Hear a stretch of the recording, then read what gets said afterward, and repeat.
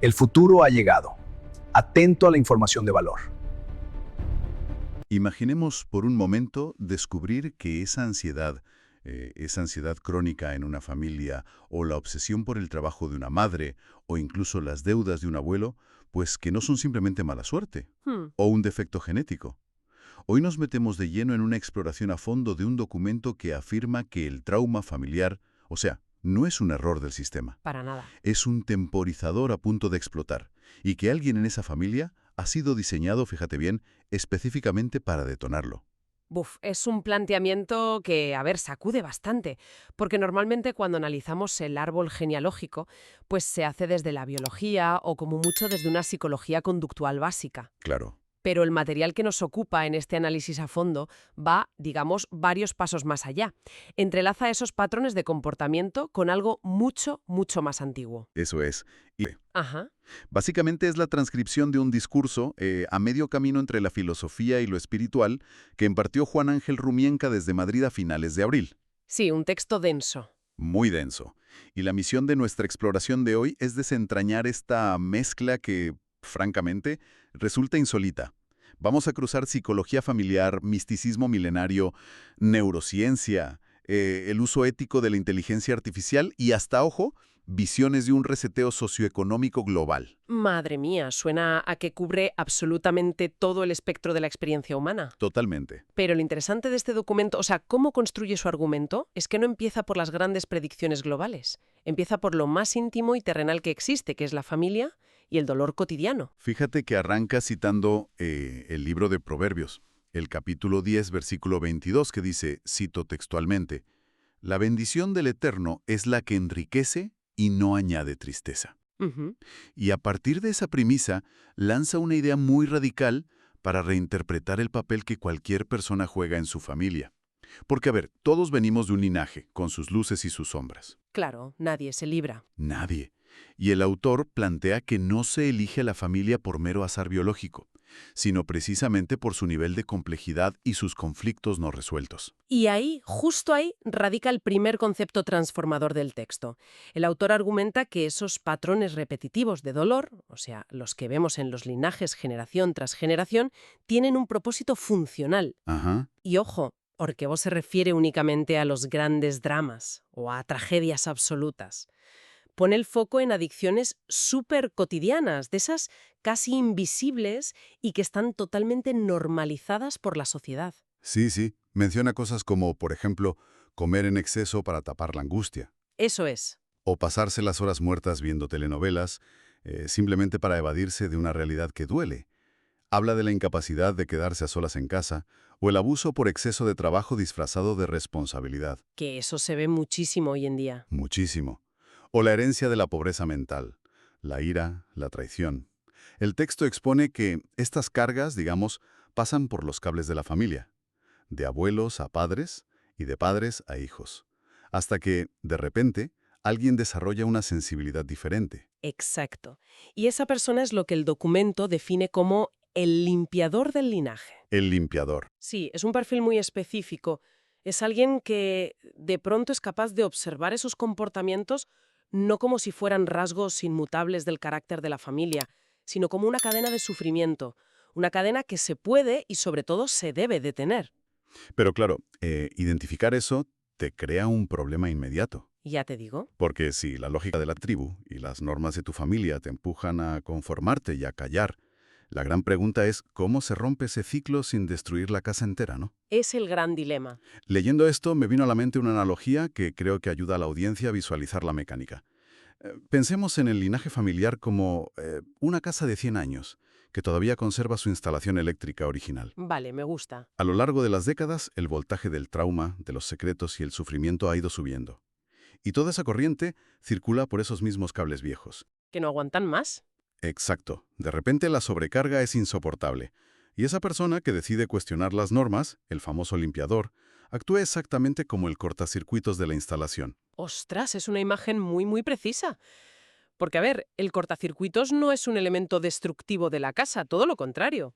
Es el mecanismo de seguridad del edificio. Claro, pero fíjate en lo que pasa cuando salta el cortacircuitos. Que te quedas a oscuras. te quedas a oscuras. Cuando el dolor llega a un pico, el cortacircuito se desconecta. Corta la corriente para evitar que toda la casa se incendie y que las futuras generaciones acaben en cenizas, básicamente. Ujú. El problema es que en ese instante la casa está a oscuras. Las rutinas de la familia se detienen por completo, y en lugar de agradecer que se ha evitado un incendio letal, ¿qué hace el resto de la familia? Se enfadan. Se enfadan muchísimo. Le dicen a esa persona, «¡Qué molesto eres! ¿Por qué nos dejas a oscuras? ¿Por qué tienes que cuestionar siempre cómo hemos hecho las cosas toda la vida?» Ya. Y eso encaja a la perfección con la dinámica del rechazo que describe el autor. Aborda frontalmente cómo estas personas, los limpiadores, suelen ser etiquetados enseguida como el extraño o la oveja negra. Totalmente. Y la genialidad del texto aquí es que voltea ese estigma por completo. El autor valida el rechazo. Indica de la capacidad de negarse a jugar el juego de la dualidad familiar. Ese juego de buscar un culpable siempre. Exacto, buscar un culpable o perpetuar el conflicto. Pues negarse a eso es la señal inequívoca de poseer un nivel de conciencia superior. Porque, a ver, se necesita una fuerza interna enorme para ser el que se planta y dice, esto termina conmigo. Y el propio autor expone su vulnerabilidad en este punto. Relata que cuando él comenzó su propio proceso de despertar y de modificar sus conductas, el mayor muro de incomprensión no se lo encontró en la calle. Se lo encontró en casa. En su propia familia, sí. Cita textualmente que los enemigos resultan ser de la propia casa. Es un trago muy amargo, darse cuenta de que la resistencia al cambio proviene de las personas que se supone que más te quieren. Claro, pero eso nos obliga a plantearnos el porqué de esta resistencia tan fuerte. Si sanar es algo objetivamente positivo para todos, ¿por qué la familia se resiste con tanta ferocidad? Esa es la clave. El documento no se queda en la mera queja, busca la causa raíz. Y para ello da un salto que es fascinante hacia una mezcla de neurociencia y misticismo. Utiliza la metáfora de dos árboles milenarios para explicar cómo el cerebro humano procesa la realidad. Y esta es la parte donde el texto exige a quienes nos escuchan que cambiemos totalmente nuestra perspectiva. Ya no estamos hablando solo de psicología de andar por casa, sino del mismísimo sistema operativo de la humanidad. Así es. El autor plantea que existe una dualidad fundamental desde el origen de nuestra civilización. Por un lado, define lo que llama el árbol del conocimiento del bien y del mal, y lo asocia directamente con el funcionamiento del hemisferio izquierdo del cerebro. El hemisferio izquierdo, ¿vale? Sí, que es el dominio de la lógica pura, la racionalidad analítica y sobre todo la separación. Es esa voz interna constante que está siempre juzgando en plan, esto está bien o mal, esto me conviene o no me conviene, siento o no siento esto. Todo es condicional. Todo es condicional, es una visión puramente transaccional de la vida, básicamente. Ya, entiendo. Y, por otro lado, sitúa el árbol de la vida, que se corresponde con el hemisferio derecho. ¿Vale? Este representa la mente intuitiva, la integradora, es ese espacio interior que no juzga constantemente, el que todo lo cree, todo lo sufre y todo lo soporta con un propósito de unidad. O sea, es una forma de operar basada en la comunión profunda, no en el beneficio inmediato o en el análisis frío de la situación. Vale, pero aquí tengo que hacer un poco de abogado del diablo. A ver, dispara. Mientras leía esa sección, me topé con un ataque directísimo del autor hacia esta corriente filosófica moderna que solemos llamar la nueva era, ¿no? Uy, sí, va por ellos. Hoy en día abres cualquier red social y te inundan mensajes del tipo «Aléjate de la gente tóxica, corta lazos con vampiros de energía» o «Prioriza tu paz mental a toda costa y sé siempre positivo». Ujú. Y el autor, destroza esta mentalidad. Pero, y aquí va mi duda, ¿no resulta un poco contradictorio? Porque si estamos hablando de ser un cortacircuitos y de sanar el linaje, ¿no se supone que protegerse de lo tóxico y apartar a quien te hace daño es el paso lógico? Ya, es que la trampa está precisamente en esa palabra, lógico. ¿Ah, sí? Sí, el autor argumenta que esa actitud de la nueva era es, en realidad, el árbol del conocimiento disfrazado de espiritualidad. Ostras. Recomendar a alguien que simplemente bloquee a la gente tóxica de su teléfono sin hacer un trabajo de introspección profunda, lo que el texto llama trabajar tu ser interior, es un ejercicio puramente estético y quirúrgico. Claro, es como, no sé, amputar el brazo en lugar de limpiar la infección de la sangre, ¿no? Exactamente. Se convierte en un acto de puro ego. Porque buscar la comodidad personal, eliminando el conflicto externo, pero sin alterar tu propia forma de ser, pues no sana nada. Sigues igual. Sigues operando desde la dualidad. Tú eres el tóxico malo y yo soy el iluminado bueno. Para el autor, el mal no es un monstruo con cuernos. El mal es un sistema de pensamiento fragmentado y egocéntrico. Qué interesante. Y para darle peso a esta idea, aporta un dato místico que descoloca bastante. Sí. Menciona que este sistema de pensamiento, esta influencia que él llama el mal, lleva preparando su control sobre la Tierra unos 13.000 o 15.000 años. O sea, tela. No es un mal hábito que pillamos ayer, es una estructura milenaria que impregna absolutamente todo lo que hacemos. Y frente a esa inmensidad de tiempo, el autor recurre a la sabiduría de la Torá y de otras tradiciones milenarias para ofrecer una solución. Ajá. Rescata la creencia de que a los 13 años en los varones y a los 12 en las mujeres desciende al ser humano un alma adicional. Y es justo en ese momento cuando la persona toma el verdadero dominio ético y espiritual de su cuerpo. Ese detalle, a ver, me parece crucial, porque explica por qué el texto hace tantísimo hincapié en el cuidado extremo que deben proveer los padres durante esos primeros 12 o 13 años de vida. Claro. La premisa es que, hasta esa edad, un niño es como una esponja indefensa, en un mundo que lleva 15.000 años operando bajo el sistema extractivo del árbol del conocimiento. Y los padres actúan como un escudo temporal. Hasta que el niño recibe esa capacidad, claro. Exacto. Hasta que recibe esa alma adicional para procesar la realidad por sí mismo y elegir desde qué árbol quiere operar en la vida. De la persona. Totalmente. El autor exige que abandonemos la postura cómoda de echarle la culpa al diablo o al gobierno o a la pareja. El conflicto existe porque permitimos que nuestra mente funcione bajo ese sistema de división. Sanar significa tomar las riendas de la propia conciencia. Pero claro, esto a cualquiera que nos escuche le genera una gran incógnita. Si toda nuestra estructura lógica y el mundo material en el que vivimos están diseñados bajo ese sistema dual, a ver, ¿cómo sobrevive alguien consciente en pleno siglo XXI? Ya, es complicado. La respuesta es irse a vivir al campo, desconectarse de la civilización y, no sé, hacer pan en casa. Pues no. El documento es tajante y responde con un rotundo no. Propone algo que se asemeja mucho a hackear el sistema desde dentro. Es que es una aproximación tremendamente pragmática. No demoniza el entorno material. Lo que hace es invitar a transmutar las herramientas del sistema. Ujú. El texto sugiere que, aunque muchas tecnologías modernas fueron creadas teóricamente bajo la lógica de la esclavitud, del consumo, la distracción continua, la clave está en cambiar la intención con la que las utilizamos. Ujú. Y da ejemplos sumamente específicos. Y me llamaron muchísimo la atención, ¿eh? Hay uno que cruza la tradición religiosa con el costumbrismo más moderno. Habla del Shabbat, el día sagrado de descanso, donde, bueno, según la ley tradicional, está prohibido encender fuego para cocinar. Sí, ¿Y qué dice el autor? Pues que uses el microondas. claro. Es una tecnología que permite calentar el alimento sin generar fuego de manera literal. Así respetas la esencia del descanso, pero apoyándote en la innovación moderna. Es, digamos, encontrar una rendija en el sistema más legalista. Y fíjate que lo lleva a aspectos aún más cotidianos de supervivencia urbana. Sí, menciona que si alguien sospecha que el agua potable está contaminada con químicos, la solución no es entrar en un pánico paranoico. La solución es usar el conocimiento. Te dice que pongas una barrita de cobre en la botella para neutralizar los metales. Práctico total. Muy práctico. O el tema de los teléfonos móviles, que sería facilísimo decir, oh, el móvil es un instrumento del mal. En cambio, el enfoque del texto es, usa el dispositivo para acceder a los mapas, calcula con precisión el horario de la puesta del sol para tus prácticas, mantén el orden, comunícate de forma eficiente con tu equipo de trabajo. En vez de perder el tiempo. Claro, el fallo está en usar el teléfono solo para quejarte en redes sociales o, lo que es peor, para predicar espiritualidad sin tomar acciones tangibles en el mundo real.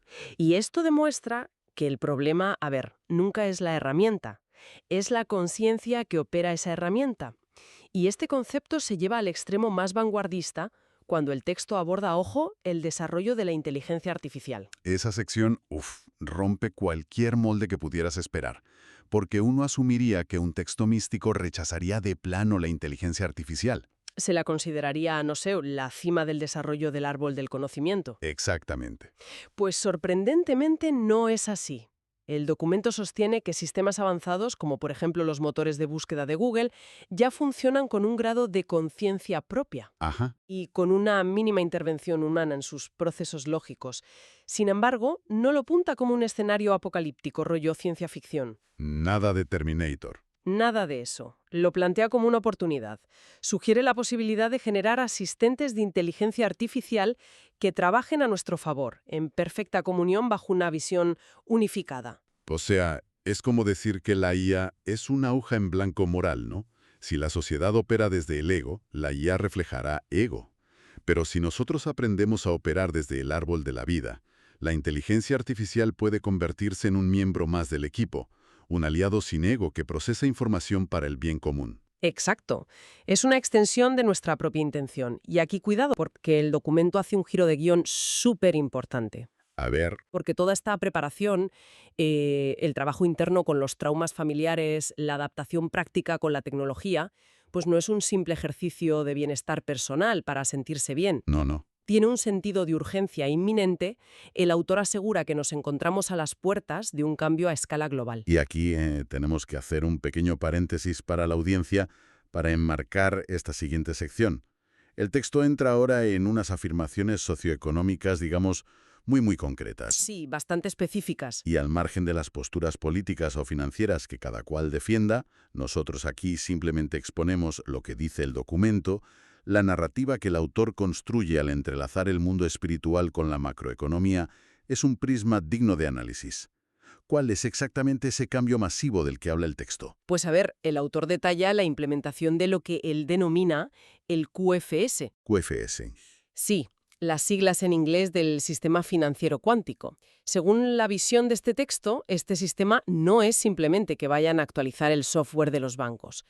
Es una fuerza correctora gigantesca que, afirma, ya está operando ahora mismo. Ya está operando, madre mía. Argumenta que todos los bancos a nivel mundial están bajo un proceso de auditoría estricto por parte de este sistema. ¿Y cuál sería el propósito de esa auditoría desde la perspectiva que marca el autor? Exponer y eliminar el engaño. Básicamente, como el sistema financiero tradicional estaría fundamentado en la lógica extractiva del árbol del conocimiento, ya sabes, cobros abusivos, burocracia superopaca, división, el QFS actuaría forzando una transparencia absoluta. Transparencia total. Sí, el documento predice que aquellas entidades que no se alineen con estas nuevas normativas de claridad, pues tendrán que fusionarse o simplemente desaparecerán. Y va más allá, hace una predicción muy arriesgada. A ver. Asegura que en breve se va a abolir la enorme red de impuestos múltiples que existen hoy en día en los países, para retornar a un modelo histórico de tributación única. O sea, estamos hablando de la descripción de un reseteo absoluto del tablero de juego mundial. Pero lo que resulta verdaderamente fascinante para mí es cómo el texto aterriza este macroevento económico en la psicología de la persona. Claro, en el individuo. Porque no te pide que vayas a comprar oro o que te construyas un búnker en el jardín. Lo que te pide es que mates el ego. Y aquí es donde entra la crítica feroz a lo que él llama el síndrome del llanero solitario o creerse la Coca-Cola del desierto. Son metáforas buenísimas, súper descriptivas de esa arrogancia individualista. Es que retrata perfectamente una actitud que es muy común, ¿eh? Hay personas a las que, por las razones que sean, les va muy bien económicamente, o tienen una salud de hierro, y a menudo ese éxito genera soberbia. Totalmente. Se instalan en el típico, a mí nadie tiene que decirme cómo vivir. Yo soy independiente, no le rindo cuentas a nadie. Ya. Y el autor es implacable con esto. Afirma que los que enfrenten este cambio global desde ese individualismo feroz están condenados al fracaso dentro de este plan general.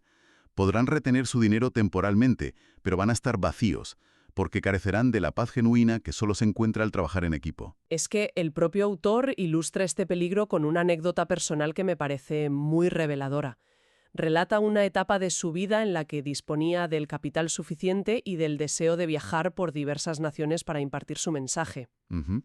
Y sin embargo, cuenta que se vio obligado a esperar 3 años completos sin moverse de su lugar. Buah, imagínate la frustración. Tener el dinero en la cuenta, tener el plan clarísimo, pero saber que si lo haces desde la impulsividad y desde tu propia voluntad, estás fallando al sistema. Ese es el núcleo exacto de la lección.